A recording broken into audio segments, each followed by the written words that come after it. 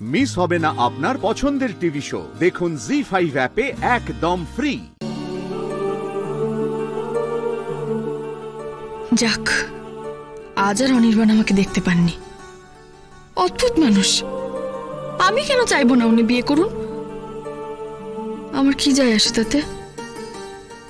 একজন সাধারণ এমপ্লয়ি ছাড়া তো আমি আর কেউ না। উনি যতই আমাকে বন্ধু বলুন, আমার মনে হয় এই বন্ধুত্ব রাখাটাও আমার ঠিক হচ্ছে না। আমার স্পেস দরকার, ওর থেকে দূরত্ব বজায় রাখতে হবে আমাকে।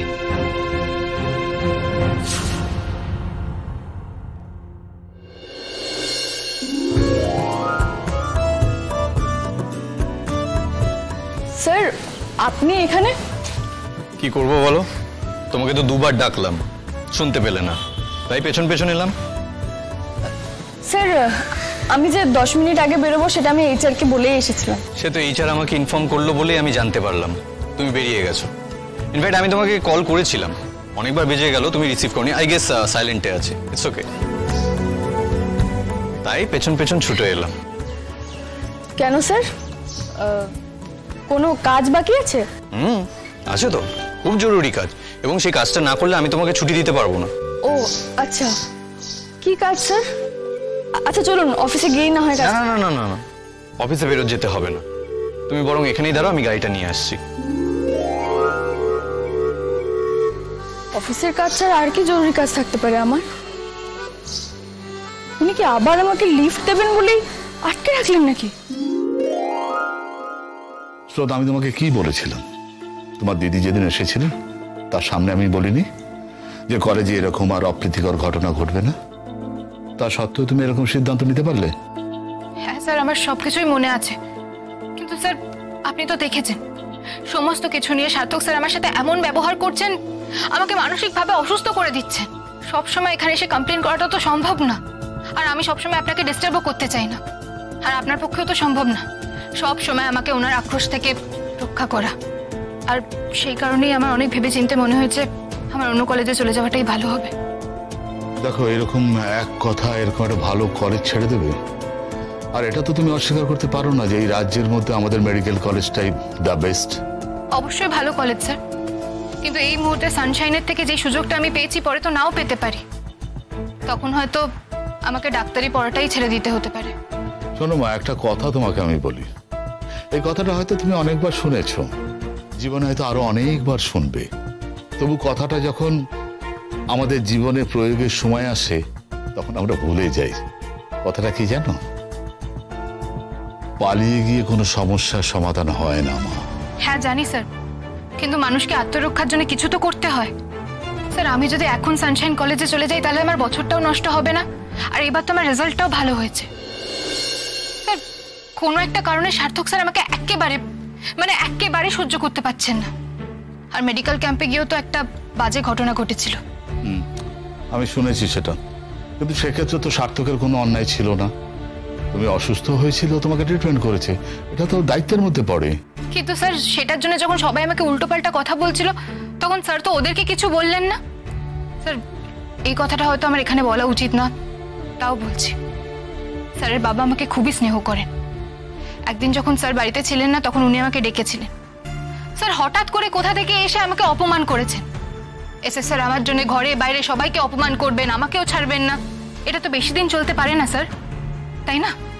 প্লিজ স্যার, আপনি আমার ট্রান্সফারটা অ্যালাউ করে দিন প্লিজ। কিসের ট্রান্সফার?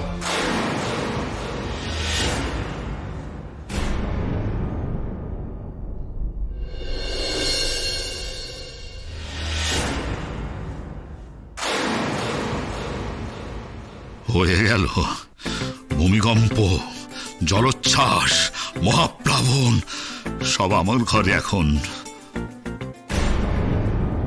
স্যার, এই মেয়েটা কি আবার আপনাকে ট্রান্সফার নিয়ে বিরক্ত করছে? আমার তো একটা নাম আছে, আমাকে এই মেয়েটা বলে কেন বলা হচ্ছে? Shut up. স্যার, ও কি আবার ট্রান্সফারের হিড়িক তুলেছে? কুল ডাউন সার্থক, ওর একটা সমস্যা হচ্ছে, সেটাও তো ফেলে দেওয়ার না, শুনতে হবে তো প্রবলেমটা ওর। কিসের সমস্যা? আপনার সঙ্গে সমস্যা স্যার, আপনার সঙ্গে আমার সমস্যা, আর আমার সঙ্গে আপনার সমস্যা। আমি এই কলেজ থেকে চলে গেলে আপনিও শান্তি পাবেন, আর আমারও মাথা খারাপ হয়ে যাওয়া থেকে আমি বেঁচে যাব। কোথায় যাবে? কোন কলেজে এরকম থার্ড সেমিস্টার স্টুডেন্ট নেবে? সে ব্যবস্থা হয়ে গেছে। বাহ, অসাধারণ। অন্য কলেজে কথাও বলা হয়ে গেছে, এখানে না জানিয়েই। স্যার, থার্ড সেমিস্টারের শুরু থেকেই তো আপনার সঙ্গে আমার সমস্যা আছে, আর আপনিও তো একাধিকবার বলেছেন এই কলেজ থেকে আমাকে তাড়িয়ে দেওয়ার কথা। কি করি এখন? চলে যাব উনি গাড়ি নিয়ে আসার আগে? না না, তাহলে আবার হয়তো উল্টো পাল্টা কিছু ভাববেন। হয়তো ভাববেন আমি ওর বিয়েটা চাই না। আচ্ছা, আমি কেন খুশি হতে পারছি না ওর বিয়ের কথাবার্তা শুনে? কিরকম একটা যেন কষ্ট হচ্ছে ভেতরে। এটা তো ঠিক যে অনির্বাণ আমাকে বন্ধু হিসেবে চাইলেও নিজের দুর্বলতার কথা কখনো জানায়নি। দূর, কি সব ভাবছি আমি? আমি কে? উনি আমাকে শুধু বন্ধু হিসেবেই দেখেছেন, কিন্তু সেই দেখাটা যদি ওনার হুবু বউ সহজভাবে না নেয়, যদি আবার আমার জন্য কিছু ভুল বোঝাবুঝি হয়। না না, যা হোক কিছু মিথ্যে বলে আজকে কাটিয়ে যেতে হবে। আমি কাজের বাইরে ওনার সঙ্গে আর বেশি যোগাযোগ রাখতে চাই না।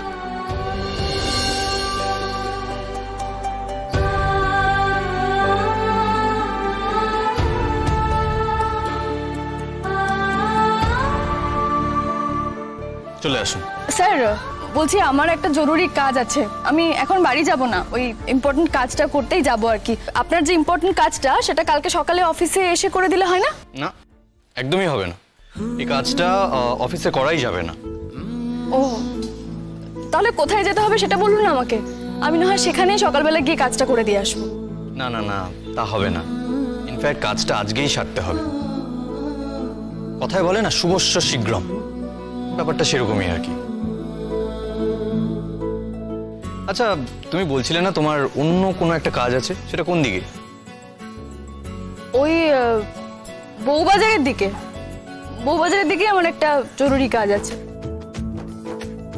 এত দূরে নির্ঘাত স্যার আমার সঙ্গে যাবেন না। ও রিয়েলি? বউবাজারের দিকে? হ্যাঁ, কেন? হোয়াট আ কোইন্সিডেন্স, আমি ওদিকেই যাচ্ছি। আই মিন, এতটা কাকতালীয় হতে পারে? তোমার আর আমার ডেস্টিনি, আই মিন আমাদের ডেস্টিনেশন যে একই দিকে, এটা কিন্তু আবার প্রমাণিত। মানে মানে আপনিও কি বউবাজারের দিকেই যাবেন নাকি? Yes madam, exactly. আসলে তোমার আর আমার মনের যোগাযোগটা না তরঙ্গের মতো, দেখা হলেই এক সুরে বেজে ওঠে। চলো, দাঁড়িয়ে থেকে লাভ নেই, উঠে এসো। কি হলো, দাঁড়িয়ে রইলে যে? এখানে কিন্তু বেশিক্ষণ গাড়ি দাঁড় করানো যাবে না, ফাইন করে দেবে। তাই বলছি, চলো চলো চলো। না না, ইনফ্যাক্ট বলে দেওয়াই যায় আমি কেন, কি কারণে ওখানে যাচ্ছি। আপনি তো বললেন একটা জরুরি কাজ আছে, বোধহয় অফিসেরই কোনো ক্লায়েন্টের সঙ্গে মিট করতে যাচ্ছেন। না, একেবারেই না। আমি যাচ্ছি গয়না কিনতে। জি5 ডাউনলোড করুন আর সব এপিসোড দেখুন একদম ফ্রি।